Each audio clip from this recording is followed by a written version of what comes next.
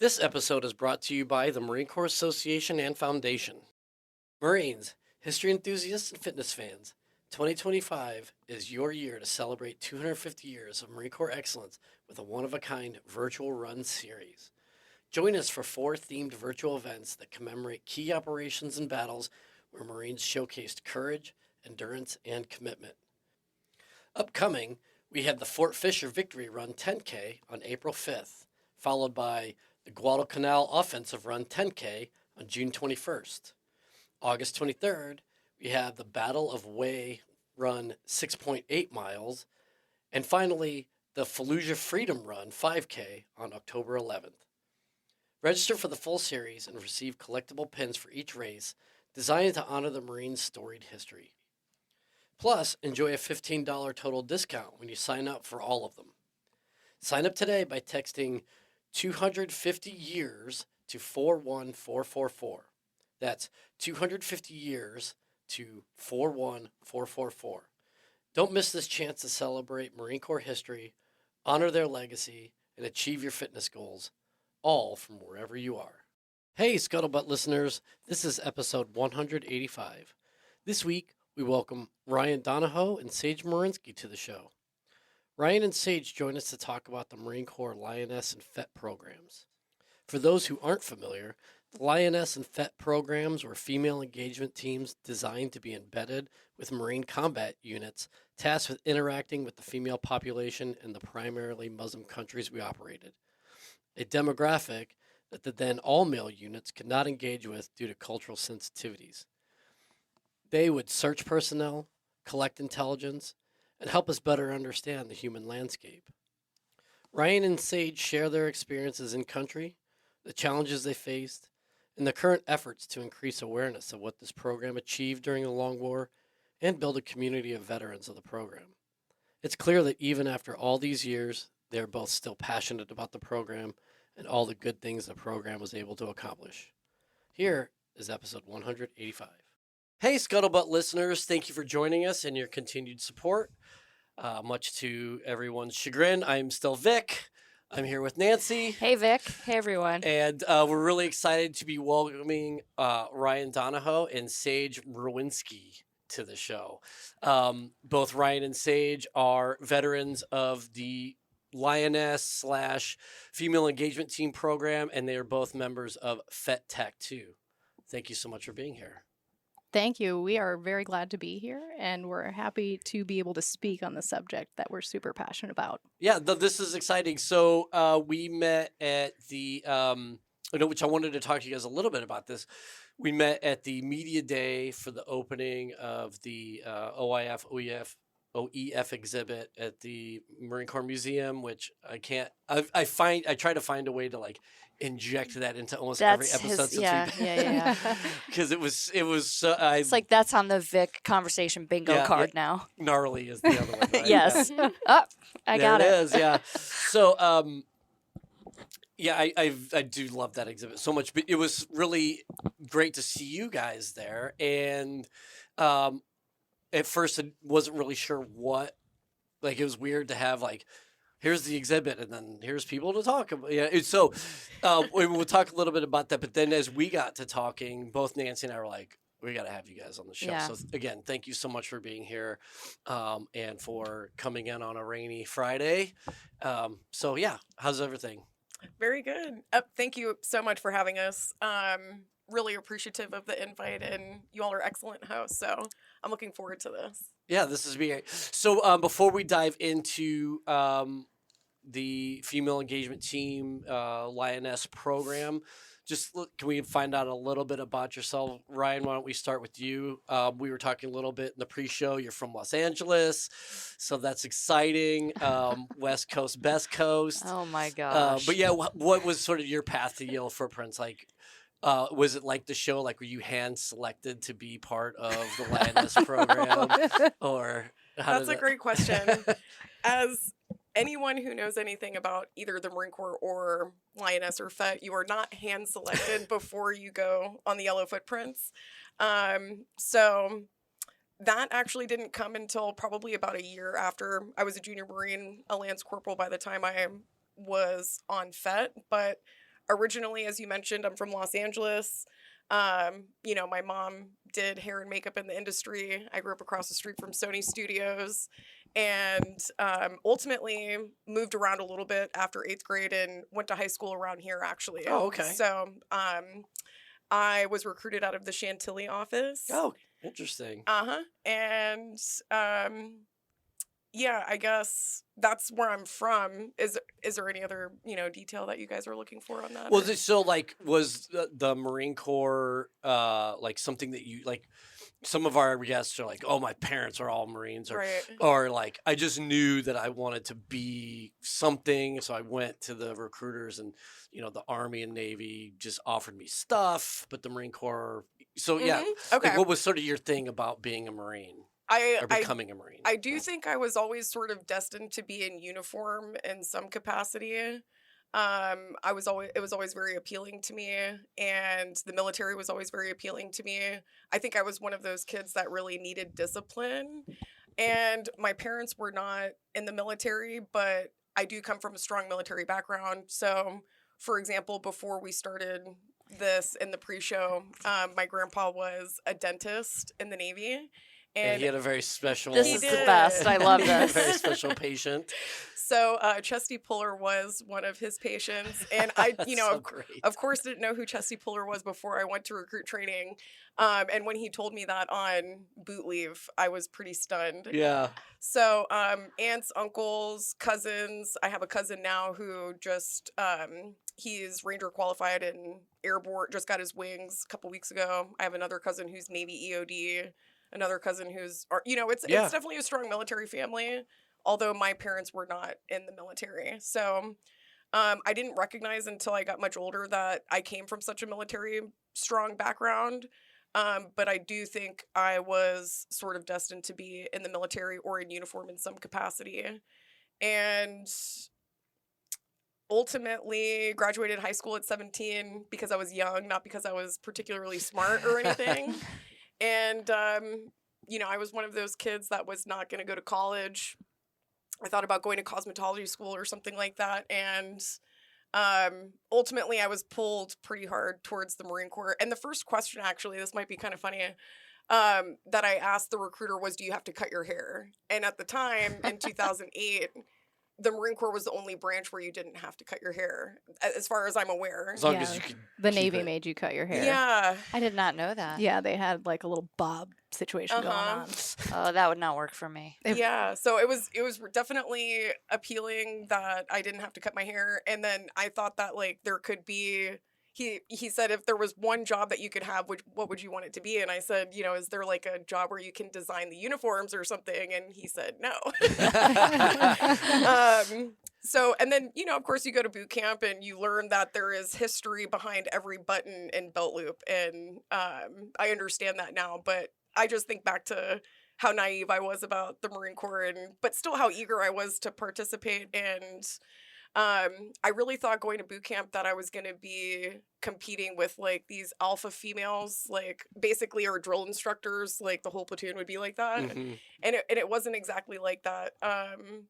I settled in pretty well, and I don't know, I became a squad leader and all that. And I think I was just really needing some discipline, some rigor in my life, and I loved it. I loved every second of it. So as I mentioned, I'm an admin Marine. I went in open contract, so you know, Saje can talk about her open contract story. I think there are many Marines that have an open contract Oh story. yeah. No, let me tell you, as having worked recruiting duty, yeah. Right, There's a especially during the plus up. They were like, let's go. Yeah, well, yeah, I was there 03 to 05, and so it was a lot of like, oh, you really kind of punted the ASVAB. Guess what? That electronic maintenance contract you thought you were going in on, but you can go open, and Yeah. you still got a chance. You might still get it, but you'll probably be a grunt, yeah, Mhm. or a cook. I took the ASVAB a couple times. I am one of those Marines. You're But, a you know, Marine. yeah, That's- yeah. Exactly. Definitely. So that's a little bit of my background. You know, I remember when the tasker came out for FET, and that was pretty thrilling. And there were always like rumors like, oh, maybe you'll get to go Lioness, or you fantasize about wanting to do something like that. And as a young Marine, there were a lot of young female Marines that wanted to participate on those programs. So very exciting when I was selected to do that. That's so cool. Sage, what about you? So I was definitely an open contract Marine. I just kind of whirlwinded. Graduated high school early, not because I was the smartest person, but because I had moved around so much that my transcripts just kind of equaled out to me graduating half a year early. And I was working in concerts and, was the band kid. Oh, no way. Like rock a and roll. roadie? Yeah, kind of like a roadie. I was a sound engineer / roadie. Oh, Worked at a cool. local venue too. And where was this? Fort Collins, Colorado. Okay. So Northern Colorado had like a huge metal scene at the time Yeah. too. So I was super into that. Yeah, Red Wow. Rocks. Oh yeah. Yeah. Just any place I could be, and I'd be working until 4 a.m. And then you start to realize everybody coming through is the same exact person, and it is exhausting. And even at 18 years old, I'm seeing these guys who are 20, 24 to 44, coming through as the rock star, and you're just like, wow, everybody's the exact same. I can't do this anymore, and there's no money in this. So where am I at? Where do I stand in this? And I actually had a close friend in one of the bands. His brother was a Marine, and he was an infantry Marine. They had a buddy who kind of lived with them. He was an infantry Marine who just came out. So you had the push of Afghanistan and then the push of Fallujah for these two guys. This was my experience. I knew nothing about the Marine Corps. Didn't even know what a Marine Corps was. I knew Top Gun. Loved Top Gun. So that was like my big deal. I had no military background that I knew of. That's all you need, really. Right. I mean, Tom Cruise telling you, like, it's time to fly. That's all right. I You feel feel the the need need- for the speed. need for speed, yeah. Absolutely. Funny enough, I got to go to the premiere for Top Gun Maverick. So that was full circle for me Oh, there. wow. Nice. Yeah, That that was does, super yeah. fun. But I had no idea. Had a Navy recruiter that came to the high school that kind of just reached out to everybody. So I responded just to say, hey, what's the deal here? Because I'm going nowhere and I don't like it. And stopped by their office and was just kind of like, oh, okay. I took the little pre-ASVAB test, and my sister went with me, and she took the test too because they thought they were being sly, but they were not because she was pregnant. It was hilarious. So she tested really high. I did not. And they kind of just stopped talking to me. And because I asked, can I be, on the flight carrier? I want to be on the deck with the birds. And they said no. So I was like, okay, well, I have no interest in this. Then I talked to my two buddies, and then one was just getting prepared to go and deploy again. And I'm like, okay, what's the deal here? What are your guys' experience? And they were so vastly mature compared to everybody I had spoken to. And to have an understanding and a knowledge of what life and death actually means at that time, and knowing that you can serve something that means so much more than just yourself or anything that you'll ever contribute to in your life. It kind of just, took the breath away from me and made me realize, hey, there's so much more out there. You can do something else. And so I just walked into the Marine recruiting office. They asked me if I was someone's girlfriend. Wow. And I said, no, I'm here to join. And the little test room for the ASVAB, they're like, oh, well, we already have that because they share the office with the Navy. And I'm like, yeah, I already did that. But like, when can I go? When can I just sign up? And they're like, okay, hold on. They hand me the tiles. I said, what is this? The benefit tags? Yeah, challenge, education, all this. And just said, I don't care about that. I want to go. And sure enough, he had someone that called in. They canceled going out to boot camp and dropped out. I got driven down that week. You're a recruiter's dream. Oh, I was with the recruiter for a week. That was Yeah. it. He took me down the next day to go take the ASVAB, tested all right, came back, did, the schedule for MEPS, which was the following Tuesday to fly out to boot camp, and he gave me an open contract. Lo and behold, he spelled my name wrong. Like, all my paperwork was wrong. I get to Paris Island, and they're kind of like, who are you? Yeah. I don't know. I raised my hand. I have an open contract. I don't know what's going on. But loved it as soon as I got into it. My whole process started really erratic and strange because I didn't know anything about it. I had no background. I didn't know that dress blues were amazing. Didn't know that the women didn't get those type of dress blues. Also didn't know at all that women weren't allowed to do every job. No one told me that. 2 infantry guys never told me that I wouldn't be able to do what they were doing. And I even took the IST in the MAPS building the night before I flew out because I never took one. I didn't know what that was. And I get in. Boot camp was amazing. We even share a drill instructor, Riane and I. Oh, no way. Yeah. I had some incredible leaders. I still talk to those people to this day. And our drill instructor that we share was A Lioness. Yeah. Oh, So, I mean, okay. it's extremely inspiring, right? Yeah, And yeah. you have females telling you that, like, yeah, you can go out and get all this. And I think it's really unique in the Marine Corps because you don't have to be a particular MOS to be involved Right. in combat and just be thrown into it, because the Marine Corps will just put you where it needs you regardless. And I feel like it's the only branch where you can talk to someone and be like, what's your MOS? And they're like, I didn't really do that. Let me tell you what I did do, though. Yeah. Mm-hmm. And yeah, that's the beginning of my career. I ended up getting an MOS I did not like. And funny enough, I shouldn't have been put in that MOS for my ASVAB score, but I was.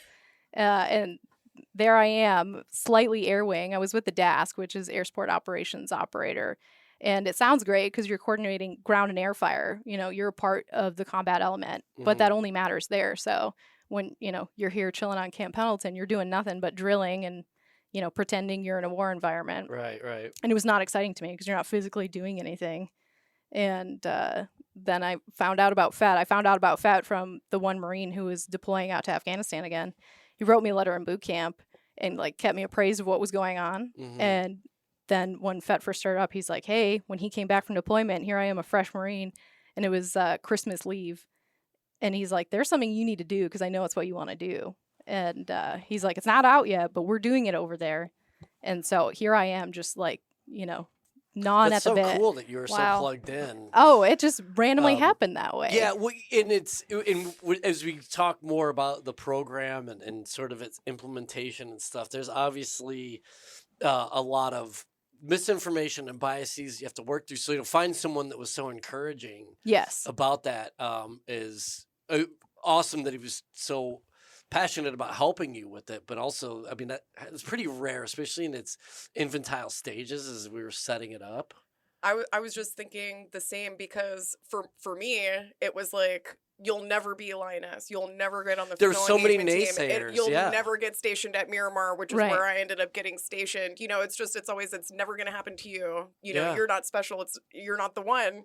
Or So this I agree program that is she, dog shit. And like, it's not, if we're not Right. even going to do Right. it. It's just a Mhm. stupid idea. And then the giant factor of like, hey, your gender plays a role in this and we don't accept you, Yeah. which was extremely odd for me to come into that and even have, you know, these two infantry Marines and one who's still active duty, and he was a sergeant at the time too, telling me after his multiple combat deployments of both Afghanistan and Iraq, saying, hey, you'd be great on this. Yeah. You would love to do this. Yeah. And it works out there. So I, you know, Yeah, I that's the just thing. looking Like, out we for need it. this. This is the thing. Yeah, and I'll talk a little bit about my experiences because obviously, I'm not not proud to say this, but I had my biases as well. I mean, coming from a combat arms MOS where it's like dudes, you know, and like all of a sudden, like, holy shit, we have a problem because we're all dudes.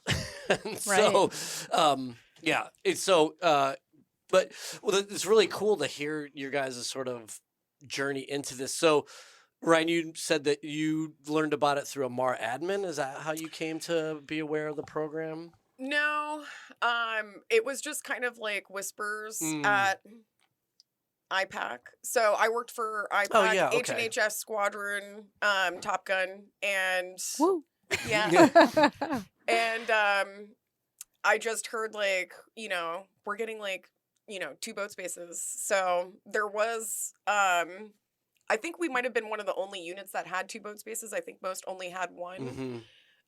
So there was a lot of interest, and they did a couple things just to make sure they maybe fairly chose who was going to actually go to training and all that. There were probably at least a half a dozen of us that were interested.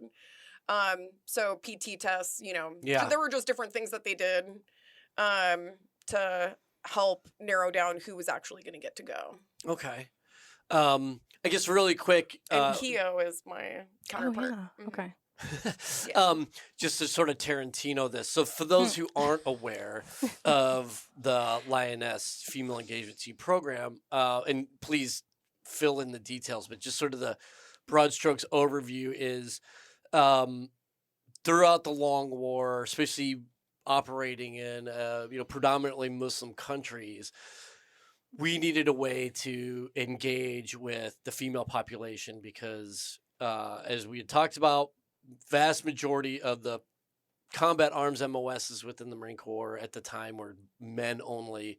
And so for the vast majority of units engaging with the culture, both in Iraq and Afghanistan, we could only engage with 50% of those folks. And then we started to realize that there's a lot more that needs to happen, not just from a tactical standpoint, but intelligence collection, things that had strategic implications, welfare. We're trying to present a quality of life thing. We're trying to engage with, encourage engagement with the government that we're trying to help stand up. And when you're only dealing with 50% of the population, and 50% of that population are all shitheads that you're trying to fucking kill, you've got a very small piece of the pie that you can actually work towards, like making this place better than when we got here, sort of thing. And so we can't, I think other services had maybe already had it first, and we sort of fell in on that model. Is that right? And so, from our knowledge, what we know Yeah. is Lioness and the Marine Corps was the first iteration of that, and of course, other branches are going to try to take that. But yeah, Lioness started first in Iraq okay. with the So Marine please, Corps. Phil, did I Yeah. sort of capture Oh yeah, at least at a absolutely. wave- No, yeah, with that's the the wave 35,000 tops foot? of Yeah. all of it to explain it. But Lioness started in Iraq. It was around 2004, and its like initial, which was like just grabbing female Marines off the bases and just hastily being like, "Oh, hey, you're rifle And we're efficient, talking right?" about the logistics centers in country, or we're talking back in the coast? country, Yeah. in country. Like, Yeah. this is how our drill instructor got They're on like, it. "Oh, Like, supply she's a motor warehouseman." T Yeah. Marine. Like, get Oh, over really? here. Yeah. You have a rifle. You're pretty good. Okay, you got it. Every Yeah. Marine a rifleman, right? Even though people like to, say what they have to say about that, but it is true. And they were taking Al these. Assad, TQ. Yeah, like they were taking everybody- these yeah. women that just didn't even get the prior training to do that. And then they started to realize, oh, we need to start, grabbing from the top, cream of the crop folks here and getting these women a little bit of training to send them out to have like a formatted Lioness team. Because we even had Lionesses on our female engagement team that had previous experience in Iraq with that. And then, Iraq starts winding down.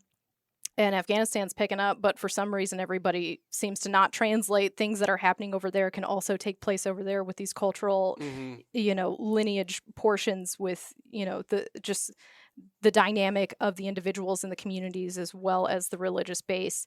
And then you have the FET pop up again. And this was, I've seen different things saying, like a SEAL team commander was like, hey, we need to start implementing women, down to a Marine lieutenant in the infantry who's like, hey, we're going to start using women again. And yet somehow everybody just lost that knowledge that it was already taking place as Lioness in Iraq. Yeah. But then female engagement teams start popping up, and then you get cultural support teams in the Army as well. And they were pulled at first, just like how the Marine had told me, hey, we're doing this out there. Those were Marines who were pulled out to just do that, and then utilizes that for the rest of their deployment. And then it started to become an actual evolution of training and, picking through the crowd and getting people a pre-deployment workup, just like we had to Right. experience.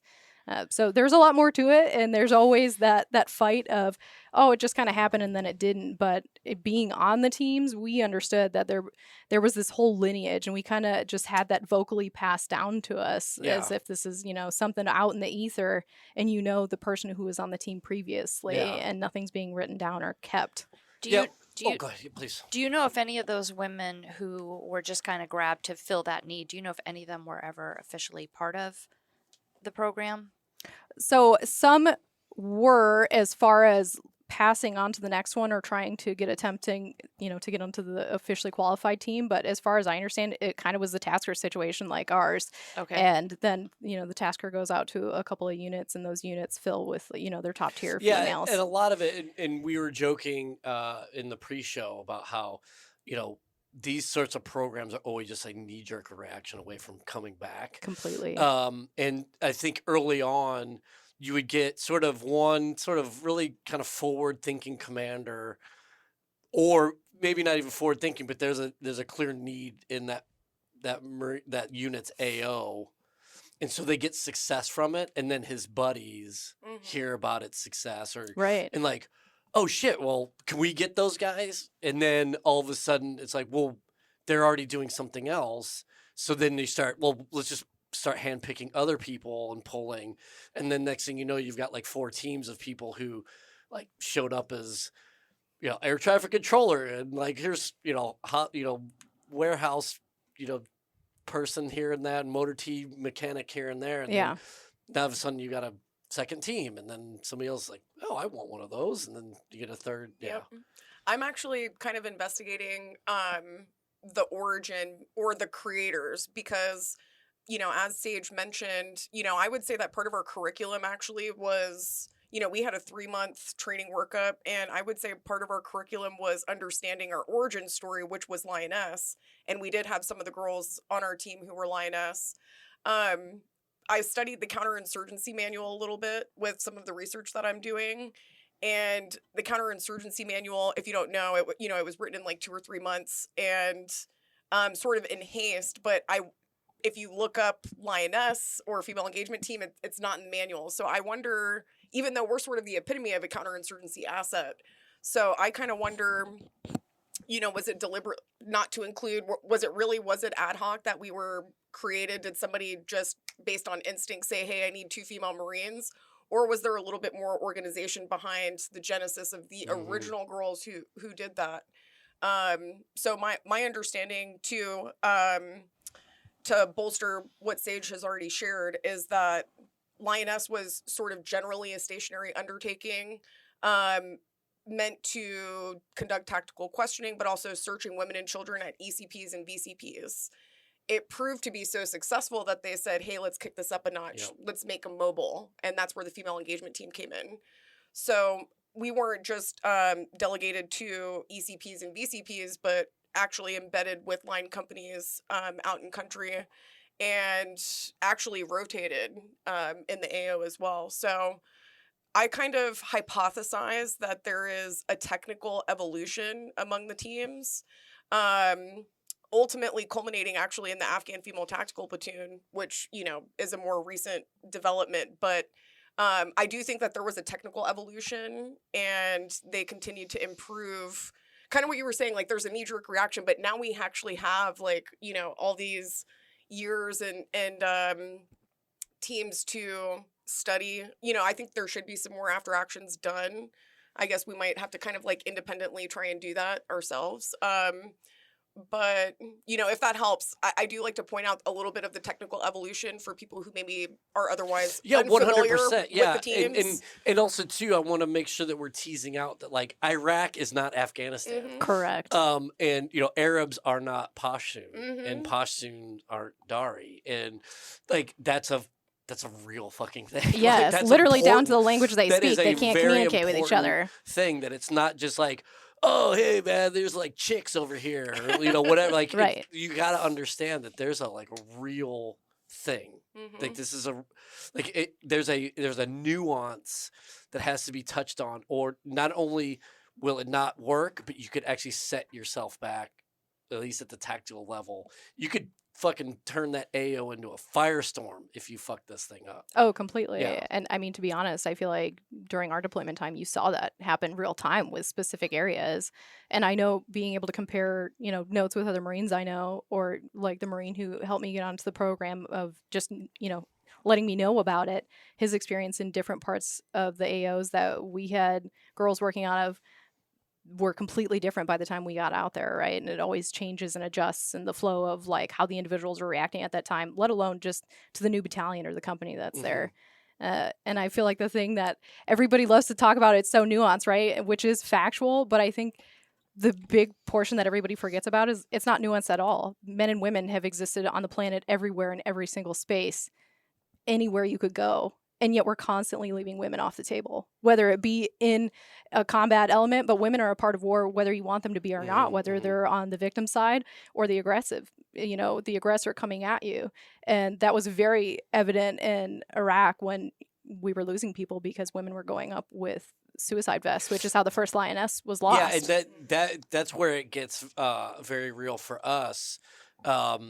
Because as we really were putting the screws on AQI, it started with men dressing up in hijabs to avoid Right. the searches, and then it was trying to employ women, but having a lot of difficulty with it, to them actually starting to pilfer the hospitals and essentially the insane asylums to get either mentally disabled or people whose mental faculties weren't 100% there, and then loading them up and women, and you couldn't search them, and that obviously the Iraqi men, they don't want to break their own cultural traditions. Right.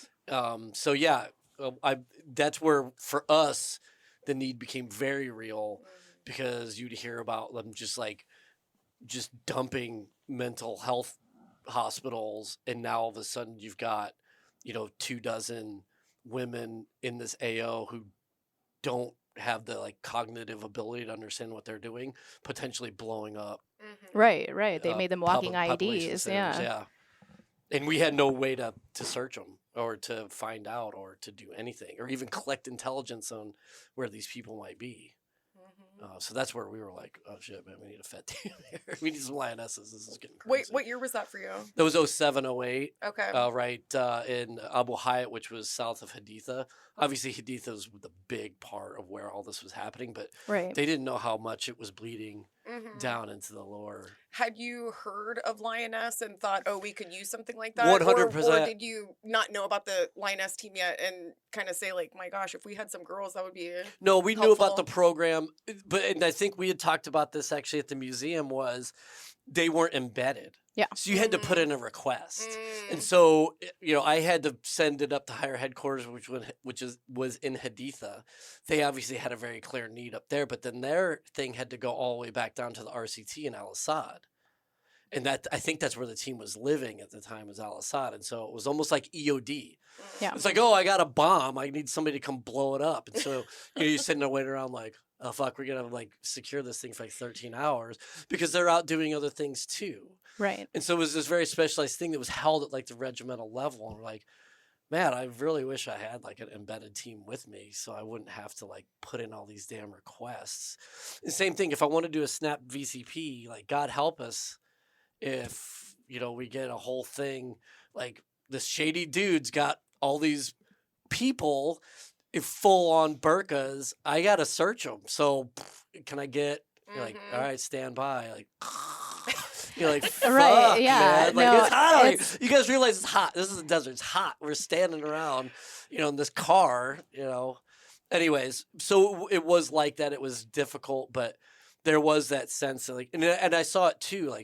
Hey, every time I meet with the sheikh or I meet with someone, I get one of two things or both things happening. Is all the women go away, obviously, not a big deal, but fuck, I wish someone could talk to them. Right. And were they all women? Right, and were they all women? And then second, what are they doing over there? What are you guys doing over there? But and then the second thing was if there was an actual issue, it was hilarious to hear so the head of the house had something he wanted to talk to me about.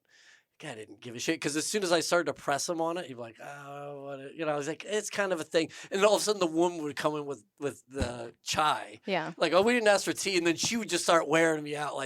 I can't believe you're letting people patrol around the school while it's girls' time, and they're looking in there and they're creeping them out. I'm like, whoa, slow down.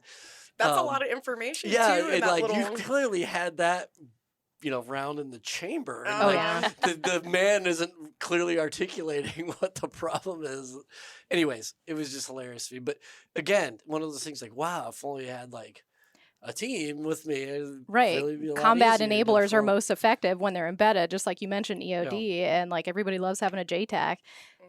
The same thing with FET. And I think the thing that I found most humorous or ridiculous during our time, because even our time we had teams that were not accepted. And it's well, what are you doing?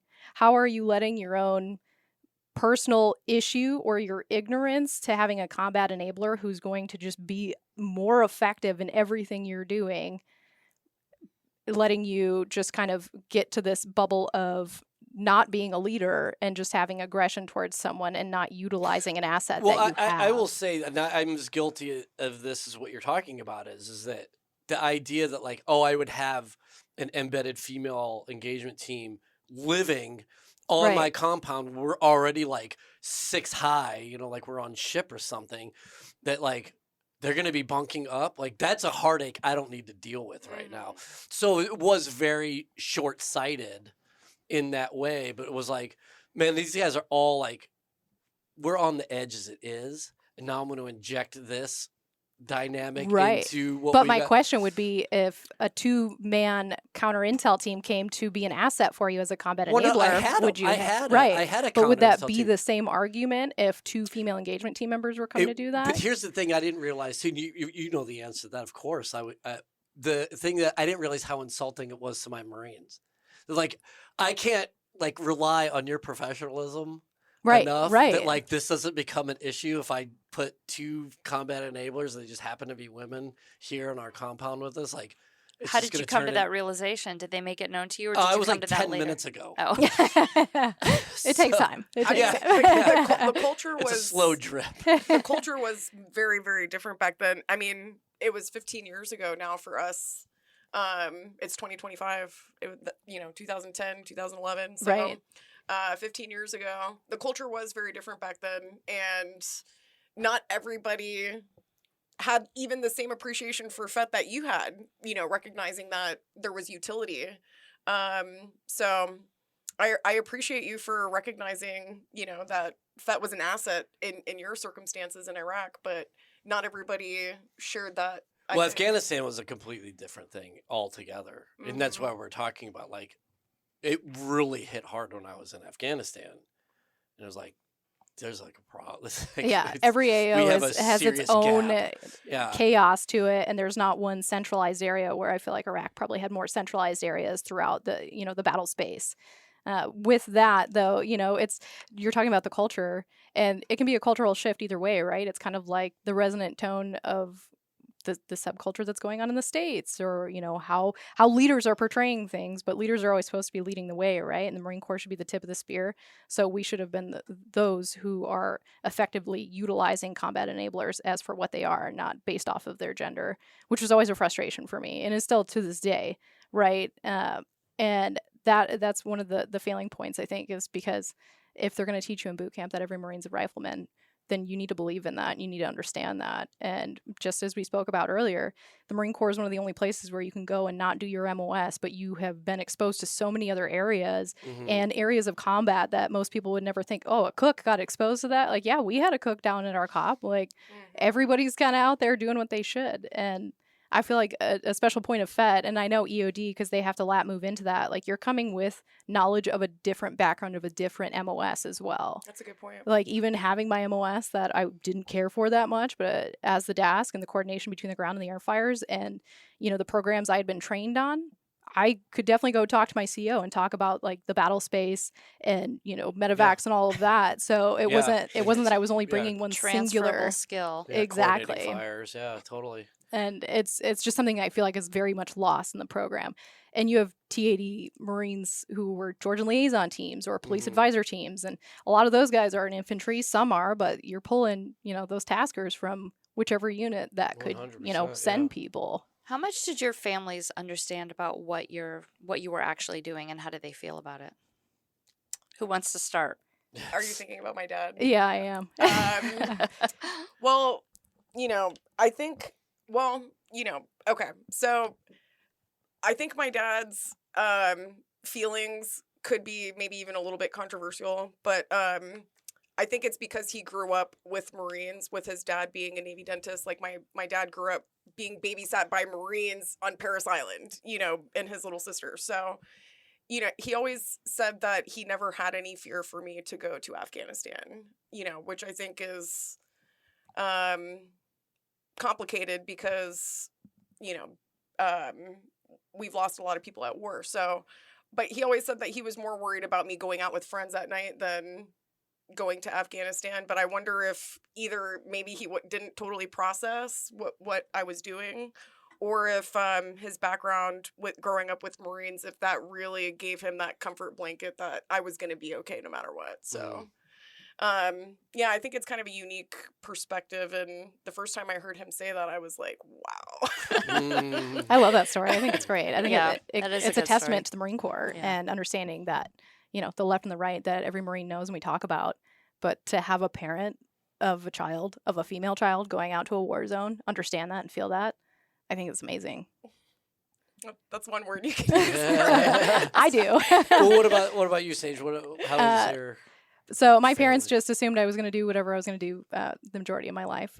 Just like when I told them that I, swore an oath to join the Marine Corps, and they had no idea that I even walked into an office to go do that, and then left the next week. So that happened real quick. Then once I got on this team and said, okay, just to let you guys know, like I am going to war. This is, a serious time. I took my training extremely serious. I was just so ready. I found out about the FET in December of 2009, and then we didn't all gather until spring, early summer of 2010 for our training. So I was dead set on it happening. Then once I got the notice that I was on the team and that we'd be deploying, my family just kind of took a step back, paid attention to the news a lot more. And the one thing I had said is, if I do get the chance to call you, because communications are going to be extremely low, I kind of just, laid it all out on the table of how dictated my life would be out there. I said, if I call and you hear my voice, the first thing you're going to do is tell me all the recent news that's going on in the States and anything that's happened, anything you guys are having that's happening. And then from that, if I give you the go ahead to continue to talk more that I have time, then we can talk. But everything's, very serious up front. And they understood that. It was just kind of one of those things. It's like that phone call from boot camp where you're screaming at them. And because I didn't know that was going to happen, but my mom picked up the phone and was like, oh, she hears screaming. And she's like, oh, that's Sage. Okay, have a good one. Take care. Bye. And it was kind of the same on the deployment. My family's very good at compartmentalization, I would say. So they had that. My niece had just recently been born too. So it was a big ongoing within my family as well. This is the child of your sister who took the ASVAB Yes, with you yes, while she was... yes. Okay. So there was a lot going on for them at home. Lo and behold, like things I didn't know, like my dad lost his job and all of that. So they understood what I was doing was serious, and that any of the things back home probably didn't matter to me at that point in time if we did get communication. But when I got back home, they were certainly just... You got an earful of everything you had missed. In a way, but also they were just kind of like in shock of everything that I had just Okay. experienced, and seeing me come back a different person and having that understanding of like, wow, they were at war. And my parents knew that I would be forward operating. And a lot of people don't understand that or have that, but they were paying very close attention to the news and understood other things. I also would show them like crazy war movies and stuff like that. And I was like, just to let you know, like it does get this chaotic. And my mom, start crying a little bit. And my dad would just kind of silently be like, okay, all right. Well, Sage also told her mom what her name was going to be before she was born. That's true. So she, I feel like your parents probably were like, you're on your own path, and it's kind of very just one of those like, supportive and- check. Uh-huh. Oh, okay. She said it, so it's happening. That's where too it's at. funny. That's really funny. Well, I think I might have cut the conversation a little bit. So if we could just go back a little bit, if we could just sort of talk a little bit more about the evolution of the program. So I think we have understood that there was a demand signal. The Marines Corps responded sort of like Marines do, like, hey, there's a mission that needs to be accomplished. This is how we're gonna do it. But then it starts to get codified a little bit, like you said. So you guys see that there's actual quotas they're going back to the CONUS units, and they're getting volunteers. There's quotas per unit. There's a training center. Like, can you talk us through sort of how that? Absolutely. So I believe all of that started to come down with 10 TAC 1, because there was one team prior to us, which one of our FETs actually was on that and then got rolled over to ours. Thank goodness she did, because she's a fantastic woman. But it was just due to an injury, and extremely lucky, because most people won't get rolled onto the next one. Like, this is a once-in-a-lifetime opportunity. So they had some hasty training at the Advisor Training Cell or Center. Kind of had both names at the time. This is on Camp Pendleton, right by First MEF area on Del Mar. Oh, God's country. Yeah, and so we're highlighted everywhere we go. We're constantly highlighted. And it's also one of those things where you're on a Marine Corps base and you see about 45 women, people are freaked out.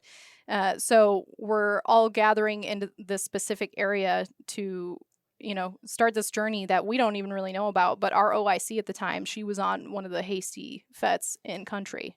So she had a bit of understanding coming into it. She's a great, serious individual, probably the perfect person to be leading us at the time. However, in saying that it was a first lieutenant coming in to fill a role that is speaking to generals and people that are trying to push you down and get you out of the way. And they had a little bit to rely on and what the 10 TAC 1 did, but it was kind of just, hey, what was in the mix for us at this point? And ours, I would say our reflection wasn't that different from 10 TAC 1, but in the same point, like our OICs and our staff NCOs were very adamant about culture training in general. So I think that's where some things varied. I haven't gotten to speak to anyone on 10 TAC 1, but from the similarities of me working at ATC later on, post our deployment, the understanding was there because everything kind of built from there. Ours was officially 3 months of pre-deployment training, which is insane because infantry units get a year to perfect their job. Right. I mean, because there's so if many you had the units. time for you to be back-to-back deployments. It was a 96, and then you're starting to work up again. Right. For your 6 yeah. months You guys before you come back from deployment. You roll it all in again. If you're lucky, right? you get a year. But that was the idea. That was the model, at least. Right. Was that you would come back. You would sort of have this like refit time period, then you plus back up, and then you do your workup. But right, and getting full back into that no combat one was mindset. Really doing that for a long time, unfortunately. But yeah, well, yeah, and it's going East Coast, West Coast, exactly. East Coast, West Coast. So everybody's just kind of, and our deployments are 7 months, so it's not even a full year of you getting that.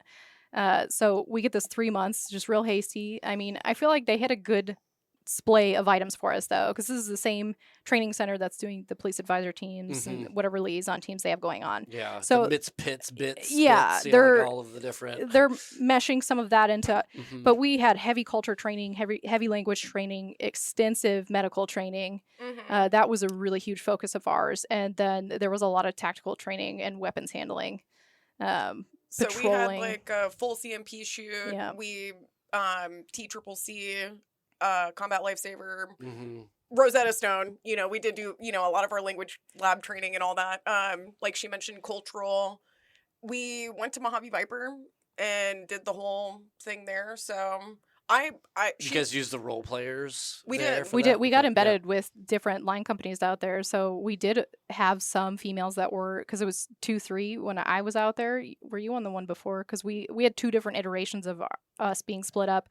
Of here's your leave time, and then here's your CAX time. I was the one who got screwed, so I went to CAX literally right before I deployed. Not fun. No, because then I had like a Saturday off, and then we deployed after that. But I was with 3-5. Yeah, see, and so some of those units actually had some of our FETs with them at the time of deployment, but they weren't prepared for us. I'm sure your experience was the same. It was kind of like, what are you doing here? Why don't you go stand over there? Yeah, that's a good little descriptor for it. Oh yeah. No, I don't think they really knew what to do with us. I don't know. We slept like near the sniper platoon, weapons company, and I mean I got rotated quite a bit, but I mean we did some operational stuff, but I think for the most part, like I said before, like the culture just was, they just didn't really know what to do with us. I think my and you're talking about during your workup, or this is actually okay 29 Palms. Yeah, and I will say because we've actually shameless plug, there's a lot going on in the Gazette right now about sort of this. And most of the conversation has to do with information operations and how to incorporate AI to like shorten this kill chain thing. But one of the big criticisms that come about is that Mojave Viper, ITX, now what are they calling it? The service levels, SLT, the service level training exercise, SLT, service level training exercise. All of the, whatever they're calling it, those things that are happening out at 29 Palms are unbelievably scripted. And understand that it helps the evaluators, the coyotes, make sure that, hey, this person can do this thing, and they know when it's coming, so they know when to look. But the problem with that is, if these sorts of things aren't in, then those commanders aren't getting practice using them. And one of the examples they were talking about with the information was they tried to inject a social media thing, and they didn't really teach, or they didn't have it scripted. And so the Marines do what Marines do when you're told, like, hey, I need you to harass these guys via social media, and there's no script, and they're like, whoa, watch You're this. right. Yeah. And they actually Danger. they sent malware Oh. to the CEO I heard of about talking this. about a Yeah. base closure during the exercise. And so, of course, he opens it up, and then it shuts down their comm. And they had to actually reset the entire exercise because that one, like, spam social media post or whatever ended the whole thing. And, like, all the evaluators, like, this is what we're talking about. You have to figure out how to use this. Anyways, really long way of saying That is genius, by the way. Just Yeah. a little plug for them of the way Marines are operating now and the tech they do. That certainly wasn't happening 15 years ago. Yeah, yeah. That's, But I mean, I guess in a way of, like, I don't want to say justifying, but sort of explaining from an exercise standpoint why it may have been that you guys weren't incorporated in the training at the same time, but it also as a learning tool, like, once you have these enablers, you have to figure out how to incorporate them into the training Right, cycles. right. So did that improve as the years went on?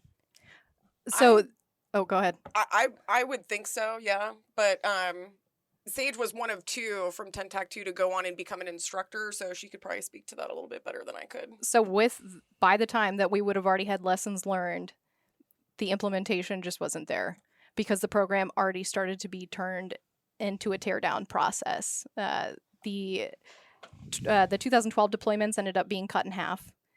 The training was more extensive. They had 5-month workups instead. One of the huge failure points we had, we never were trained on the vehicles. We were never trained on MATVs or MRAPs. We were trained to see inside of them and see what they Yeah, look like, but buckle not up, how to right. turn it on, drive it, anything.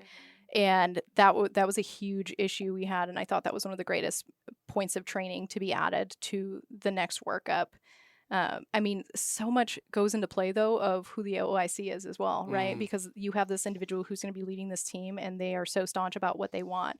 I mean, I know that happened with because us. you guys didn't have, like, a codified MET, a mission No. essential tasks. No. or So tasking ATC list, right? ATC kind of just, mushed some stuff together. And we didn't have IED training either, which is something that we added to, which made that 5-month pre-workup for the next teams coming out of Pendleton. So it was kind of just fly by the seat of your pants, right? Yeah. And like what your own little unit is thinking is going to be good for you, and then telling ATC what we'd like to be provided more Right, of. right. And they kind of just went off their advisor teams, but then realized, oh, this is a completely different element than, someone being attached to the ANA or the ANP. Like, Right. that's not the same at all. Right. And I mean, we even had some instructors at the point, like I remember when we were doing like house clearing and all that kind of stuff, that instructor was completely against us being who we were and what we were going to go do. And he was just so irritated that he had to train us. And yet we, at multiple points, exceeded his training. So it's like, well, you're the one training us. You should train us to the best of your ability, so much to the point of like, you can hate me, but you're going to believe what I can physically do.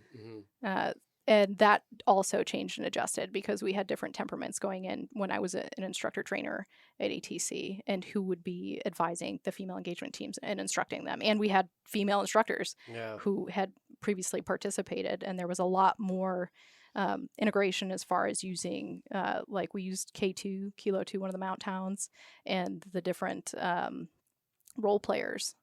And we had a great set of role players that would get really into it, and you could advise them of what they were going to do.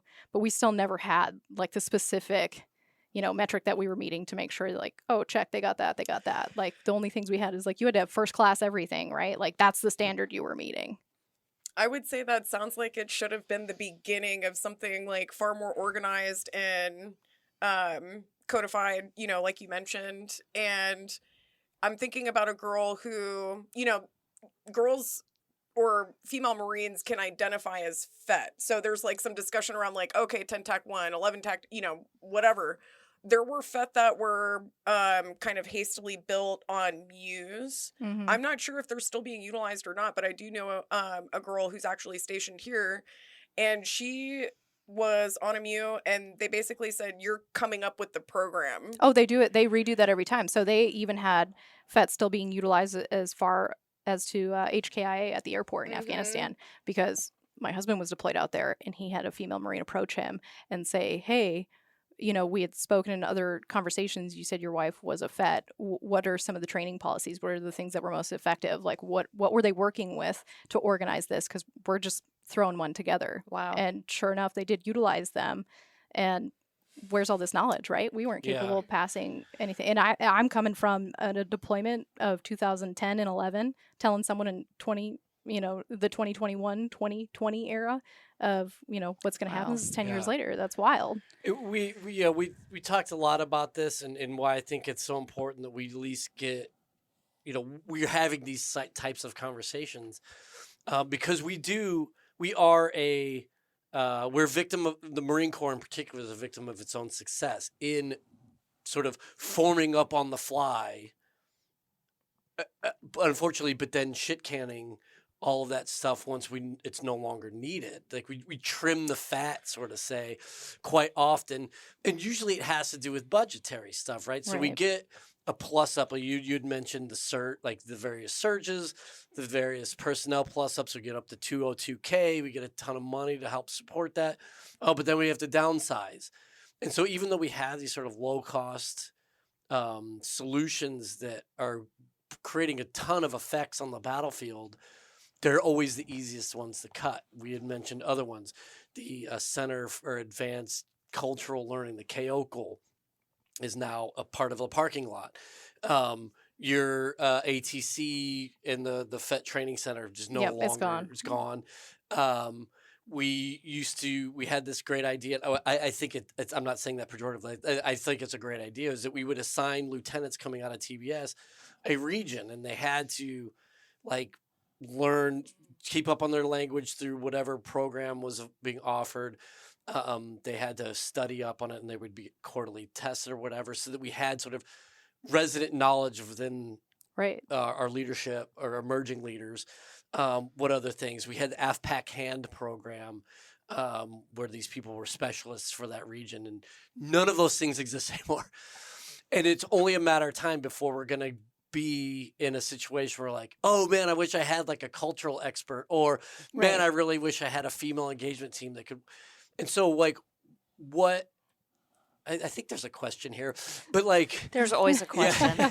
But so what is some of your guys' experiences as, especially as an instructor, as we're starting to you could see the writing on the wall, we're ramping down, the team deployments are getting less, but yet they're still sort of being utilized in ad hoc versions out. What the fuck? What? Right. Yeah, Right. that's There's the the question. question. Right. There's What the the question. fuck? Yeah, Question yeah. mark. I think the key word that's being thrown around in DoD right now that everybody loves to say is lethality, right? And all Yeah. you've done is dredge that down to a point where we're not lethal because you decided to get rid of things because you wanted traditional warfare practices and you're learning. That doesn't make any sense. Nothing's ever going to be traditional warfare again. And the point of a war isn't to run and gun. It's to build and execute a mission and eradicate, right? And then rebuild after that. It's not just to simply go out and seek and destroy, right? As everybody likes to say right Which now. is a great And that's Metallica song, by the way. it is, Yeah. right? But it's absurd when you think of the human element of that, and even when you come down to international relations and where we stand on that. Well, but at the same time, you do have to prepare Oh, for completely. the seek and destroy mission, because Completely, you never right? know when But that's you gonna should have happen. extra, just like the Thank combat you. enablers. That's where you're That's what I'm losing saying. this. And where you're mentioning the lieutenants having specific areas, the State Department and the CIA both do their operations in that light, right? You pick a region or you're assigned to a region, you learn everything about it. I took my throughout the course of your career, Right. you're I doing that. took yeah. my deployment so seriously when I knew I was going to be pushed onto a FET team that all I did was immerse myself in Afghan knowledge, history, and Mhm. culture Mhm. before our training even started. That's absolutely what should be going on. And you know what happened at CAX and Mojave Viper? All the infantry guys didn't know a word of Pashto, even though Yeah. some of them had already deployed to Afghanistan Yeah. before. Yeah. And why? Why wouldn't you want intelligence injected into every single individual that you have that can become and enable everyone on the Yeah. battle space and then build Yeah. into leadership after Well, that? and we as the Marine Corps love to say oh, we're most ready when the nation is least ready, or Right. we are the 911 force, or crisis, all this. So why would the only tool that we bring to the job be a sledgehammer? Right. Yes, we want to be able to fucking do demo. Demo's fun. Demo's easy. It's the best part. If you're doing a home renovation project, everyone loves demo. But at some point, you're gonna need the drill. You're gonna need the screwdriver. You're gonna need Well, right. And the I think everybody loves spackle, the old way of thinking of it as the Marine Corps is here to destroy things and, eradicate. Like, that's it. We're here to just come in and leave. However, that hasn't happened in the past 2 evolutions of war. Even in Iraq, we stayed there for an Right, extremely right. long time as And Marines. you could be much more effective at destroying things if you know what to destroy. Right. And you can't get all that stuff if all you have is this one sort Right. of thing, right? Absolutely. If you have background understanding, whether that be, in tactics and CMP shoots or, medical advising, understanding how your aircraft are going to be operating within your AO, to the culture, the religion, Right. the local populace and what they do on a daily basis or what life means to them. Yeah. What how are you you're gonna seeing that's different? Like, your Right. life is this way. Now it's not. What's different? But I can't talk to you because the culture won't allow it. Right. So I need someone that can go in there and talk to them, right? Because that's shortening the kill chain once again, like Completely. getting that intelligence that enables tactical and operate. Anyways, Yeah, no, I agree. I Yeah. feel like that's being more prepared. Being overly prepared is better than just, going in with, guns blazing. And I'm always a proponent of that. The think smarter, not harder, but yet here we are, yeah, just doing it harder. I also think that in the last 15 years, there's been a lot of discussion that seems to be an either or discussion where it's like integration or whatever the other is. Integration obviously is a hot topic and has been. Our OIC actually has a particular role in combat jobs being opened up to females. I think as a result of her experience with FET. But I'll let you share that story. But I feel like the conversation, there seems to always be 2 conversations that are being conflated, which is integration, whereas I feel like there is a whole other conversation, which is teams being created and designed because we are women. I don't think that we celebrate that enough. I think the conversation always seems, the attention is always drawn on women being able to do combat jobs and doing men's jobs, quote unquote. But I do think that there is something special about our teams and the evolution of what I've coined special female teams. So I don't know if I feel like maybe the focus may have even shifted towards integration. When we didn't have to choose between integration or special female teams, we could have had both. And I feel like there may have been a ball that was dropped. I'm not even sure really of the timing. What would you say that, FET was starting to be walked back? 2012. That's pretty 100%. soon. That's pretty That's quick very after. fast. Yeah, and it was just right when we were getting started on, being a more concrete program. What we were talking about earlier before we started, I would have loved to have seen FET become an additional MOS, even up to a primary MOS would have been great. But, for the girl that I know that's here on Quantico that was on a sort of a makeshift FET that she had to create the program for without seeing any after actions or anything at all. no lessons learned. or No any of that lessons stuff, yeah. learned, nothing. It was kind of like, well, you're a female, here's some like searching, tactics, and we're going to need you to tell all these other girls how to do what we just showed you how to do in 15 minutes. I wonder if with integration, if there was any contemplation on maybe the teams aren't needed because you already have a female engagement team built in to a fire team just by virtue of having a female on a fire team or a squad or whatever the case may be. But I think that those things should be separate. There's a little bit more specialized instruction, I think, for our team and what ultimately became the cultural support team, the Army's dedication to special forces. Training continued to evolve and became more specialized. And I think that actually is a totally different conversation than what seems to have been the focus for the last 15 years, which is women joining male combat MOSs. So that's just kind of my thought on it all. Yeah, no, that's a good point. Yeah, it does. There's a lot of churn about these things, and I think we do sort of lose sight of the fact that these are they These are can kind of nuanced conversations. they can coexist. It doesn't have to be an either or conversation. It's not integration or Right. special female teams, or you know, Right, we right, can right, we can right. have both. Yeah. I Well, think. have both conversations. Yeah. Yes, Yeah. exactly. Interesting. Yeah, I guess I never really didn't really see it until you just mentioned that. They do. We do sort of conflate these things into just like, oh, this is just a fill in the blank, right? It's just that issue again. Right, and like, well, monolithic nah. often is the term, but there Yeah. is some. It has become monolithic because the discussion around females in combat, everybody has their interpretation of what that looks like, but it actually means a few different things. So, And that's so when we had met, that was one of the reasons why if you see how we circled back. He's really good. Yeah, He's good. You It's the are whole very plan.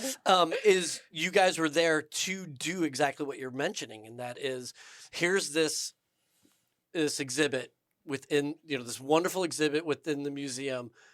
Why and what? Mhm. And so you guys were there to sort of provide some context, right, for people who had questions. Could you talk a little bit about that Yeah. media day and what it was, why they brought you guys in? Well, I would start by saying that it has long been discussed. I mean, that exhibit has been under construction for like 13 years, and all of us, I think, wondered, will there be Oh yeah, a absolutely. feature on FET or Lioness or both? We were very pleased to hear that it was, because we felt like whoever the leadership was that decided that there needed to be an exhibit understood, the utility, the magnitude, and how critical. Uniqueness, yeah. Mm-hmm. Important to tell the story. Oh, completely. Instead of just sweeping it under the rug. I think one of my favorite points to always bring up is in the Air Force, the WASPs. Mm-hmm. Yeah. And their documents were even hidden for over a decade initially, just to say that they never did anything. And they flew every single plane before a male pilot even touched them. And, we're doing dangerous, ridiculous things like towing targets and live ammunition fires. Like, it's absurd. And they didn't even get VA benefits for decades after that. It was only recently that they were Yes. So allowed to be entitled to those things. yes, and even to be laid to rest at a national cemetery Yep. as a veteran. And they lost pilots during their training evolutions because they were doing crazy stuff, and they had to pay for those women to go home and get buried through just their own self make, and not to mention all of them. As if they're in like a car accident or something. Right. Yeah. And, and they're down at specific bases being trained through military efforts to support military efforts. And they were considered officers at the time, yet they weren't acknowledged as any of that. And then it was hidden. And then you weren't told that there was a female pilot in the military until the 90s. And then you create this uproar between women who have had service, kind of like with us, right? It's, you're hearing so much about CSTs in the news or something, or, these women are making it through this. And we're like, hey, we already did We that. already did that. We were a part of that. And And we love you, but Yeah. hey, we're over here. And I know the WASPs had the same sentimentality from Sure. different documentaries I've watched on the subject. And they were like, hey, we love you and we're super excited that you are a female pilot in the military with, very little restriction. But we already did that Mhm. decades before you even, came into existence. And I think that's a huge point of contention in the military, right? Of having that conversation of, well, can we have this or can we not? And it's kind of one of those things like, do you hate us or do you want to use us? Or you need us when you need us and then you don't want us anymore. But we're always going to come up again as being a necessary tool. And if I'm that patriot that's going to step forward and put my life on the line, where all these other men behind me had no want to go do that, I don't understand where that even becomes a conversation where I can't. Well, and part of the reason we were so excited to meet you two at the museum is because your stories are the kinds of stories that haven't really been told. Mhm. And, it was kind of on a greatest hits, like, oh, what do we really, what kind of story do we really need to tell on this That's podcast? cool. I was like, oh my gosh, they're right here. We've got Lioness, FET team members right here, so we can start telling these stories. Because the longer they're not told, the more people are going to forget about them. Yeah. We've noticed that a lot in the past couple of years. And with me just moving out to Virginia this year and linking back up with Riane and speaking on the subject and just knowing, I can run into Marines all day and say, hey, do you know what FET is? And they're like, absolutely not. I have no idea what you're talking about. Yeah. And they've been in for like 10 years, and had no recollection of things that occurred. And that's why I think Ryan's project's really important. And yeah, I that's, wanted to talk about that too. And absolutely. I think, and it's like we're in a room of professionals right now. That segue was amazing. It's like podcast yeah, nirvana this is today. gold. Yeah, on a Friday too. But and I think that's one of the things that is so important, that we don't lose the conversation, because then it seems like that time period was just an aberration. Right. Oh, it was just a need. It wasn't really a thing.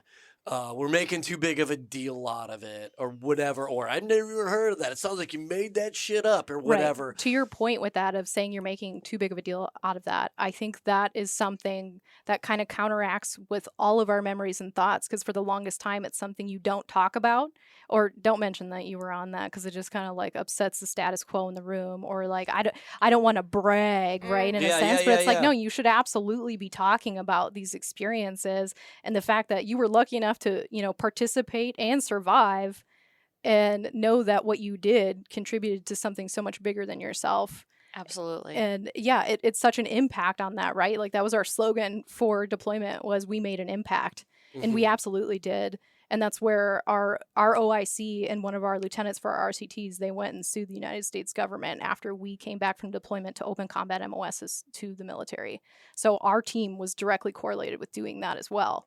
And then Ryan's project of picking everything back up, this is how the Marine Corps Museum found us out. They came to I our was event. going to ask about that. Cool. So Okay, we good. would have just been hidden in the shadows still, even though the director at the museum is fantastic. He's and incredible. he's passionate about Lioness and female engagement teams, but he wouldn't have had any sort I know of... where to find you. Yeah, 'cause you No, guys are to not the at all. winds. Not at all. And then Ryan had this incredible project that she's working on, and Yeah. she's taking it off from there and inviting people and connecting with people, which is incredibly hard to do. And she's making it work. So tell us about your project, Ryan.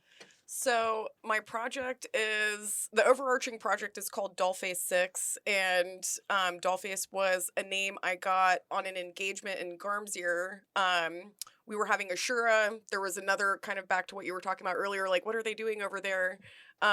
We went in and they wanted to do my makeup. We exchanged jewelry, and we were building rapport with the women and children in this segregated part of the compound. When we were leaving, one of the lance corporals asked if I wanted to take my makeup off before we patrolled back to the PB, and I was like, no, I'm good. And he was like, okay, Dollface, very sarcastically, he was more like, okay, Dollface, and it stuck. So I feel like it certainly inspired the moniker for my company name, and I feel like Dollface kind of captures the essence of kind of what I was talking about. Like, there's a whole conversation over here about women in combat, but there are these specialized teams that are female. So I feel like Dollface kind of captures that essence a little bit. But I am embarking on a maybe ambitious endeavor to capture oral histories, like you guys actually, from women who participated on special female teams. Special female teams is a term that I coined to try and capture each branch and each era, ultimately culminating in the Afghan female Yeah, because it's tactical like platoon. acronym soup. if Oh, you know yeah. about that. Yeah. So my project, where I invited Kyle Gentry, who's the director of the National Marine Corps of the Museum, shout out to Kyle, I invited him to Bird Theater in Richmond, where I hosted a working screening of my documentary in progress of my interview with the commander of the Afghan female tactical platoon. And he came and invited us to, and so did Saje. And she had just moved here. She moved here, like, literally, we just synced right back up. It was so nice after almost 15 years not seeing each other to just literally just get right back into the groove of things.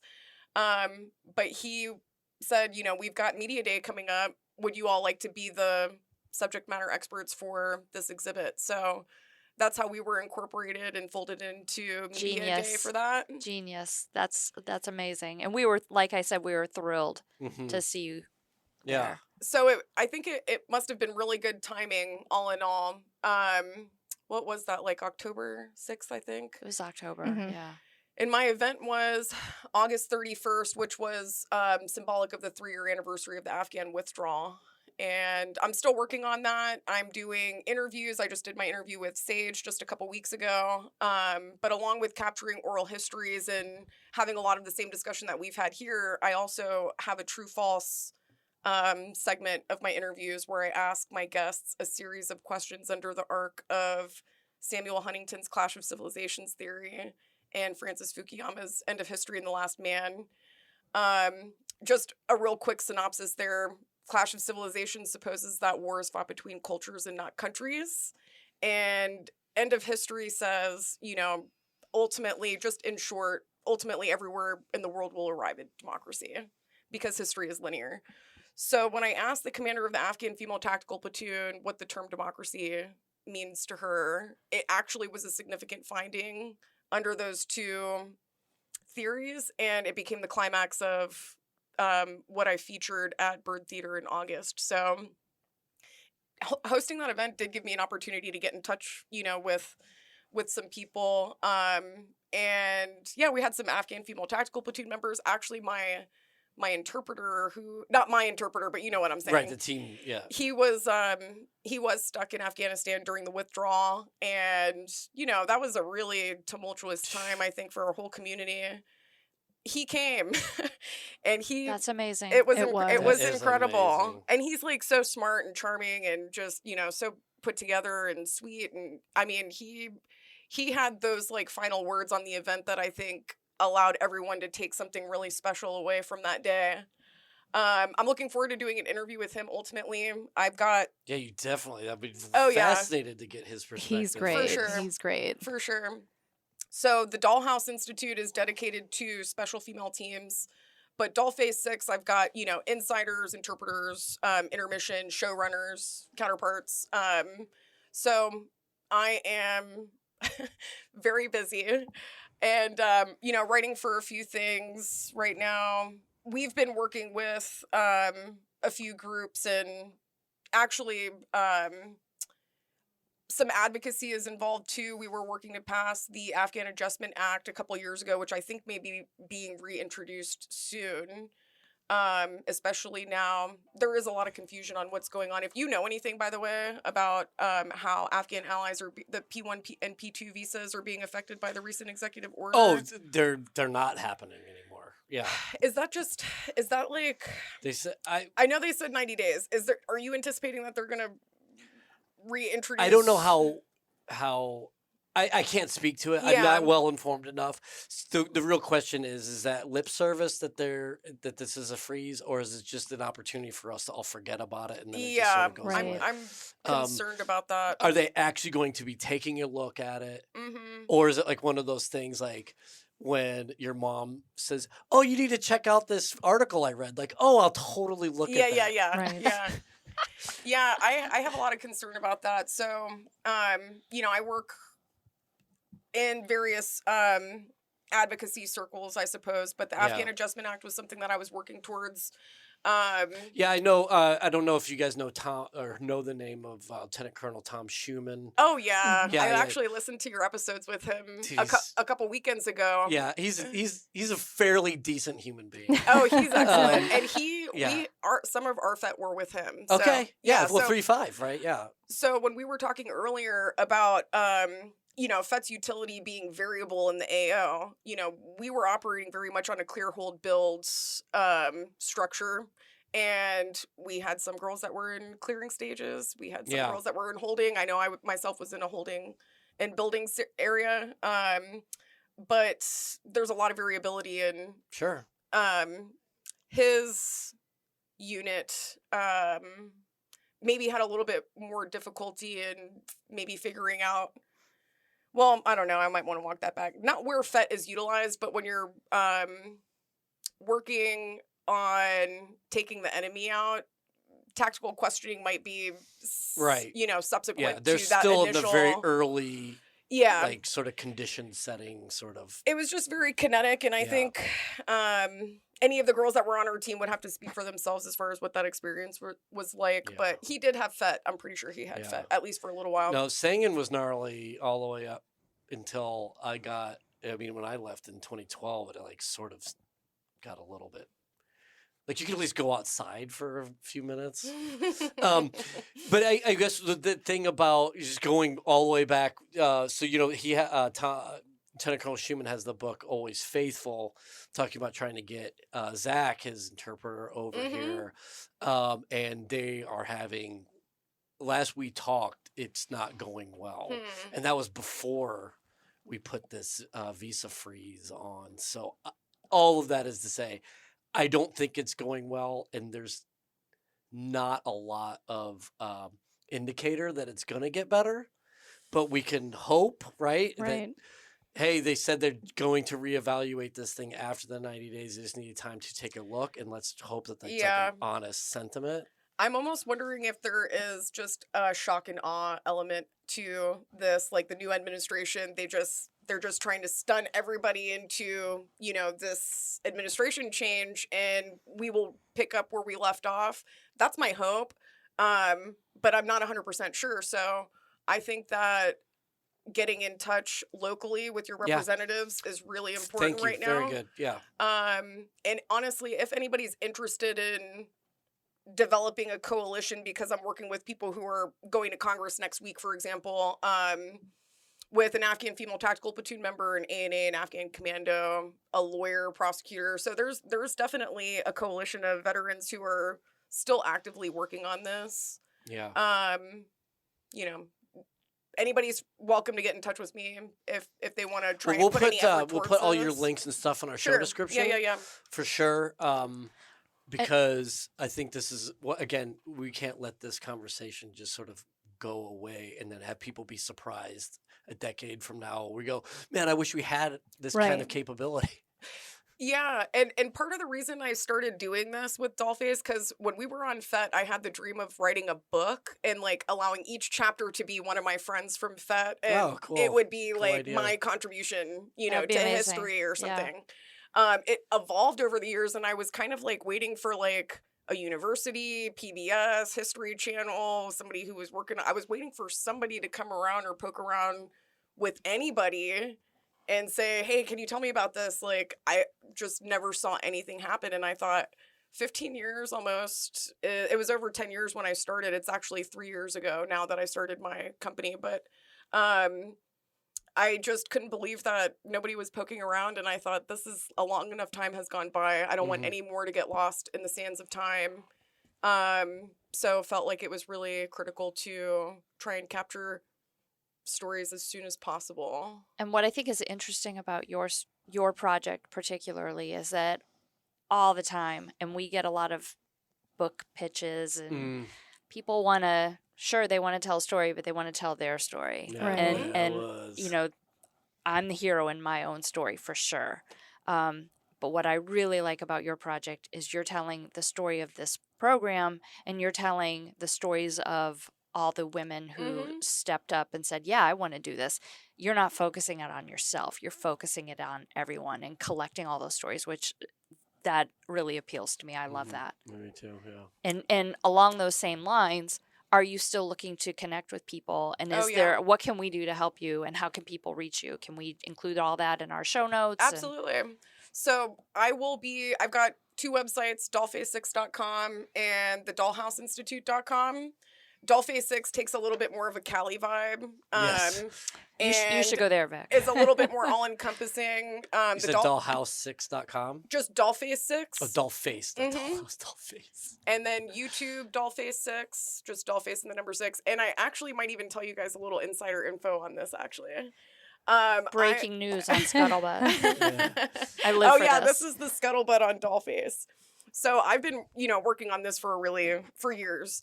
And I was thinking, like, I just need, like, something special. Like, I wanted people to draw interest in, I wanted people to, like, Google me or try and figure out. I was doing this anonymously at first, at least I tried to, as Dollface Actual. But I wasn't really going anywhere.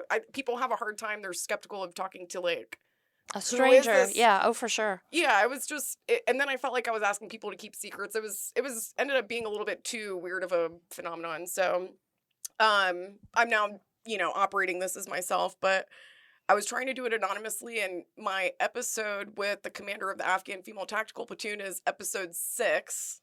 And I thought there's, maybe there's a little bit of a psyop there that people will go try and find those first 5 episodes.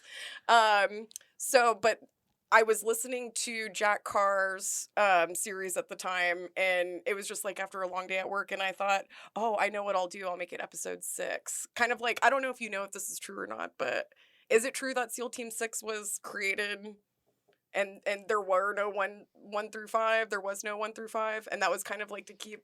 Well, if anybody knows, Yeah, find me on no. Instagram and let me know if you know if that's true or not. I'm gonna look into it for you now. Yeah, I thought I heard that like Dick Marcinko, I think, is who created SEAL Team 6, and he created SEAL Team 6 kind of to keep our adversaries on their toes. Like, well, where are teams 1 through 5, and how many teams are there? I don't know if that's true or not, but I thought it was a good way to go about titling my first feature. But yeah, so I would say YouTube, I know a crusty old Instagram. Navy SEAL. I'm gonna ask him. Yeah. Yeah, I'm interested. So Dollface 6 is discussion on war and democracy through the lens of special female teams and our counterparts.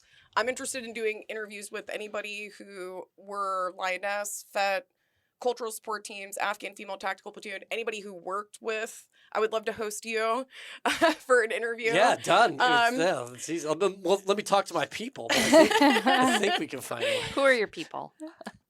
It's you. Nancy, can I do it? Yeah, he's good. He's good. I'm just trying to see what kind of insights, I can drum up and allow it to be researched, in the future for future historians or future leaders to implement these teams, more effectively. Yeah, let's do some cross-podification for sure. Yeah, let's do this. Yeah. I love how your project too. One of the things she said to me before we did the interview that she had me on was trying to figure out if all of us kind of were in line and in sync with the way we behave or the way we grew up and what was our background.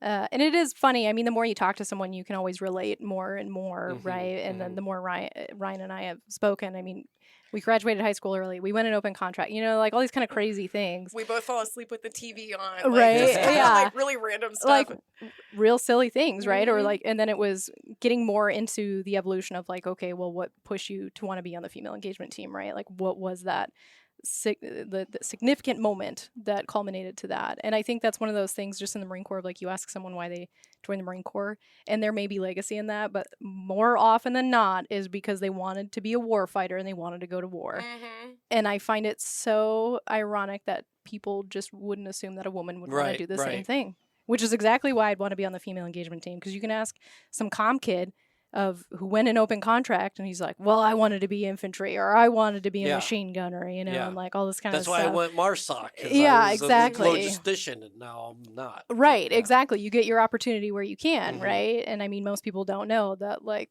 you could be thrown into it regardless, or is it just happenstance? And I think that's an interesting point to all of us, is like, sure, the tasker comes out, but how many people knew what that exactly meant or where you were going to wind up? I mean, I blew up my chain of command and had a sergeant major talk to me at 6 a.m. after I responded to an email because I knew there was a tasker and it didn't hit my unit yet. So I also didn't know. No one had ever taught me that you weren't supposed to just email someone back.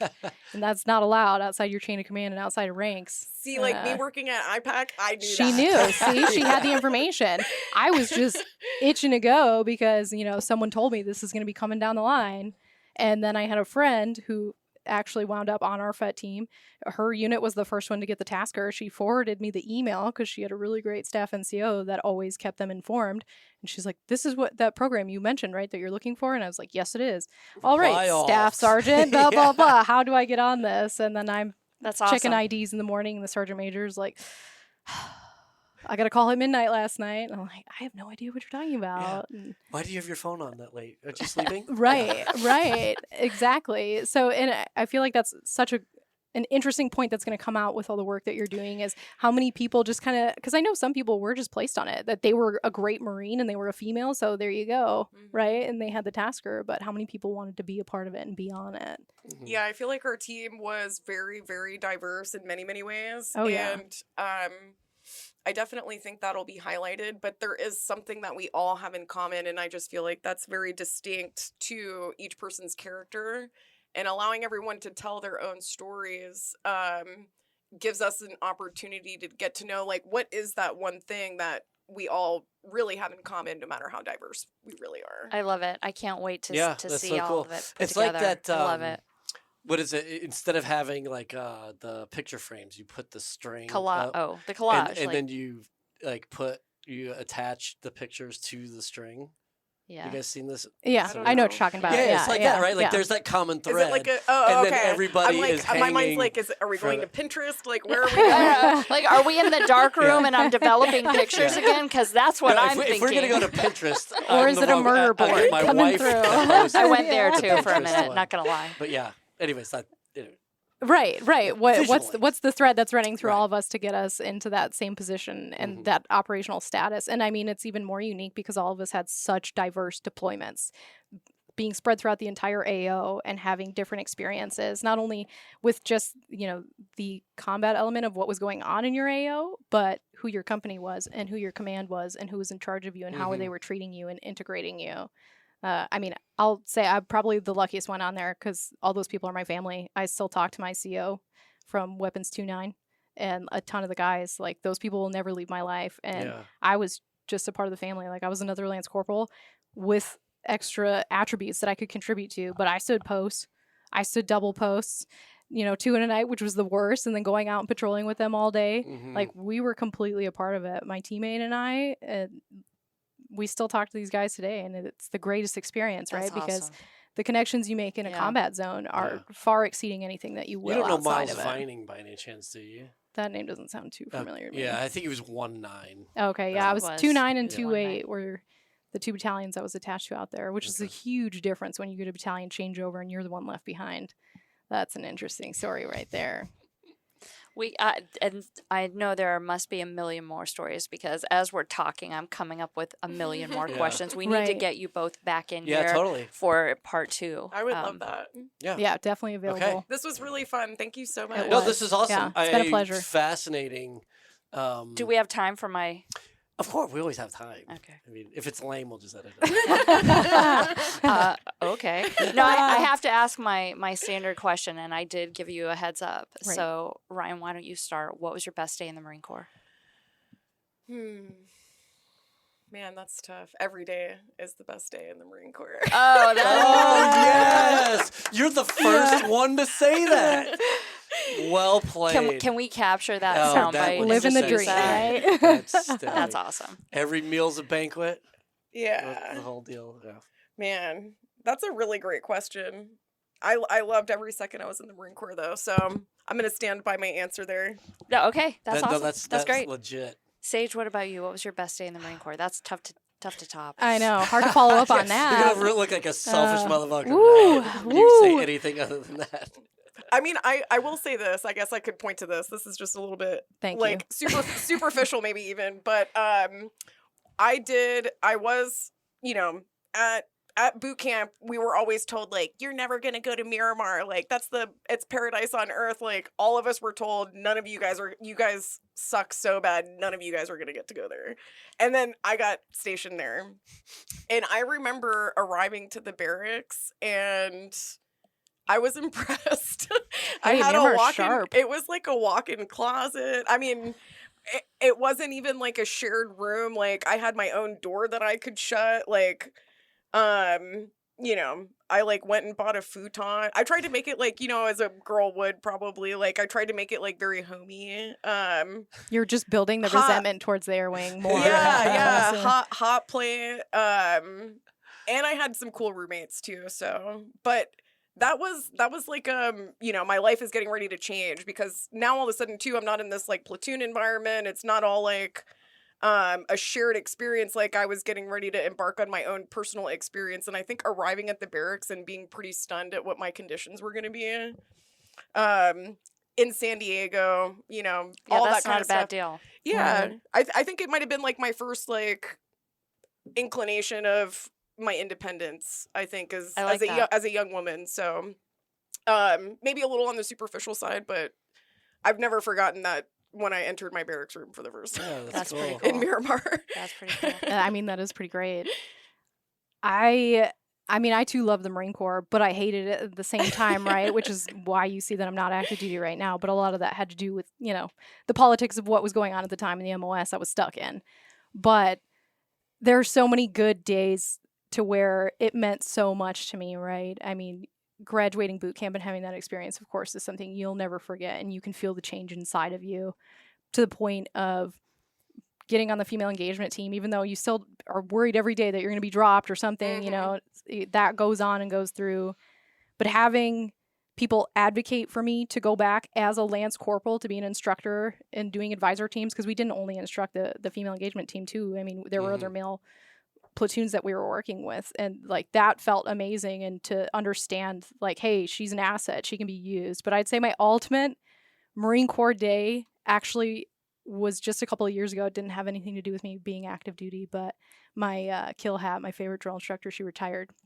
Oh. And she was the first female first sergeant on MCRD San Diego. And I got invited to her retirement.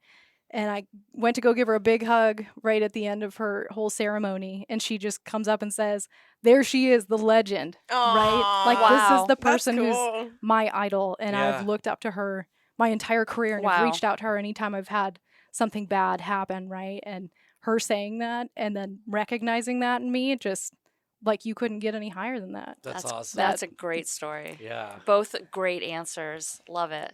So Love good. It. So good way to end the show. Well, I can't wait to get you guys back on. Yeah.